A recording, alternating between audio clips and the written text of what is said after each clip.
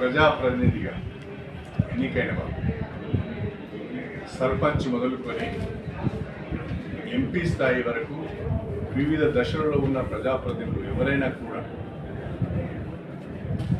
వారి గ్రామానికి సంబంధించి కానీ వారి మండలానికి సంబంధించి కానీ వారి నియోజకవర్గానికి సంబంధించి కానీ లేదా ప్రజలకు సంబంధించిన సమస్యలపైన అధికారులను కలిసే అవకాశం ఉంది. తహసీల్దార్ని కలుస్తాము, ఆర్డీఓని కలుస్తాము, కలెక్టర్ని కలుస్తాము, హెచ్ఓడిని కలుస్తాము, సెక్రటరీని కలుస్తాము, పని కాకుంటే మంత్రిని కలుస్తాము, పని కాకుంటే ముఖ్యమంత్రి గారు కలిసి కూడా మనం ఎప్పటికప్పుడు నివేదిస్తుంటాం. విజ్ఞాపన పత్రాలు, వినతి పత్రాలు ఇస్తుంటాం. అది ప్రజాప్రతినిధులకు ఉన్న ఒక ప్రాథమిక హక్కు. ఇవాళ ఒక ఎమ్మెల్సీ కానీ, ఒక ఎంపీ కానీ, ఒక ఎమ్మెల్యే కానీ వాళ్ళకి పరిధులు లేవు. ఎవరి దగ్గరికైనా వెళ్ళొచ్చు, వినతి పత్రం ఇవ్వచ్చు, సమస్య వారికి తీసుకురావచ్చు. అదే పద్ధతిలో ఆ ప్రోటోకాల్కు లోబడే స్టేషన్ గన్పూర్ నియోజకవర్గానికి సంబంధించిన చీపూరు, జీడికల్లు, నవాబ్పేట, మన మల్లనగుట్ట,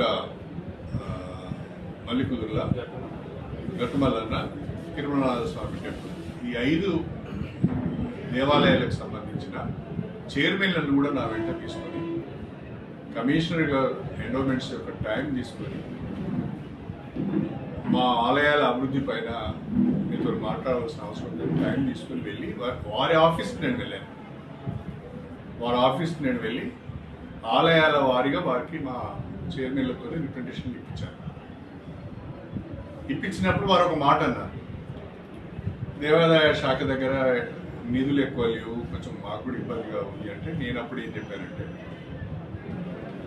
ప్రతి దేవాలయంలో అత్యవసరంగా చేపట్టవలసిన పనులు ఏమున్నాయో మీరు గుర్తించి ఎస్టిమేట్స్ తయారు చేసి నాకు ఇవ్వండి, నేను ముఖ్యమంత్రి గారి దగ్గరికి వెళ్ళి కొన్ని నిధులు తెచ్చుకునే ప్రయత్నం చేస్తానని చెప్పాను. నేను నా నియోజకవర్గానికి సంబంధించిన ఆలయాల గురించి మాట్లాడేదే తప్ప ఉమ్మడి వరంగల్ జిల్లా ఆలయాల గురించి కానీ లేకుంటే తెలంగాణకు సంబంధించిన ఆలయాల గురించి నేను మాట్లాడాను. సమీక్ష అంటే నా దగ్గరికి అధికారులు వచ్చినప్పుడు, నా ఆఫీస్కు వాళ్ళు వచ్చినప్పుడు దాన్ని సమీక్షగా మనం భావించాలి. కానీ నేనే వాళ్ళ దగ్గరికి పోయినప్పుడు నేను అది రిప్రజెంటేషన్ ఇవ్వడానికి వెళ్ళినట్టుగా భావించాను. ఇది అవగాహన లోపమే తప్ప మరొకటి కాదు. సమీక్షకు సమస్యల పైన అధికారుల దగ్గరికి వెళ్ళి వినతి పత్రం ఇవ్వడానికి తేడా చాలా ఉంటుంది. మీరు కూడా అప్పుడప్పుడు మీ వ్యక్తిగత హోదాలలో కూడా వెళ్ళి అధికారులు కలుస్తూ ఉంటారు. నేను గన్పూర్ ఎమ్మెల్యేగా నాకు చెప్పకుండా మీరు ఎట్లా పోయినాడు అనగలుగుతాను. ఒక సర్పంచ్ కానీ, ఒక ఎంపీపీ కానీ, ఒక సింగిల్ విండో చైర్మన్ కానీ నాకు తెలియకుండా చాలామంది మా మున్సిపల్ చైర్మన్ గారు కానీ ఎవరైనా కూడా వారికి సంబంధించిన సమస్య పైన వారు వెళ్ళి అధికారులు కలిసే అవకాశం ఉంది. నాకు చెప్పకుండా మీరు ఎట్లా వెళ్ళారు, నా నియోజకవర్గంలో నా పరిధి, నా అధికారం దాటి మీరు ఎట్లా వెళ్ళారు అని మనం అనలేము. అంతేకాకుండా రాజ్యాంగం ప్రకారం, బిజినెస్ రూల్స్ ప్రకారం సమీక్ష మంత్రులు మాత్రమే చేయగలుగుతారు, లేదా క్యాబినెట్ ర్యాంకు ఉన్న వ్యక్తులు మాత్రమే చేయగలుగుతారు. ఎమ్మెల్యేలు, ఎంపీలు సమీక్ష చేయరు, సమీక్షలో పాల్గొంటారు.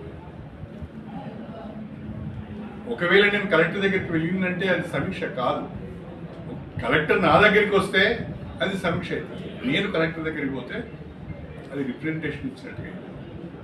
నేను నా నియోజకవర్గ ఆలయాల అభివృద్ధి గురించి, వాటి రిపేర్స్ గురించి, వాటి రెనోవేషన్స్ గురించి అర్చకులు లేరు, ఈవోలు లేరు, ఇవి కొంచెం చూడండి అని చెప్పడానికి మాత్రమే కమిషన్ దగ్గరికి వెళ్ళిన తప్ప మొత్తము శాఖ పైన సమీక్ష నేనే ఎలా చేస్తాను, నాకేమీ అధికారం ఉన్నది.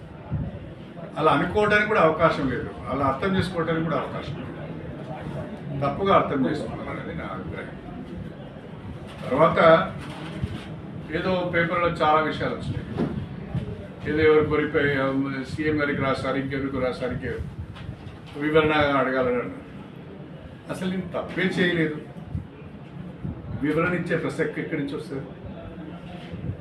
నేను ఒక యాజ్ ఏ ప్రజాప్రతినిధిగా నా నియోజకవర్గ సమస్యలను అధికారుల దృష్టికి తీసుకువెళ్ళడానికి మాత్రమే వెళ్ళాను నేను.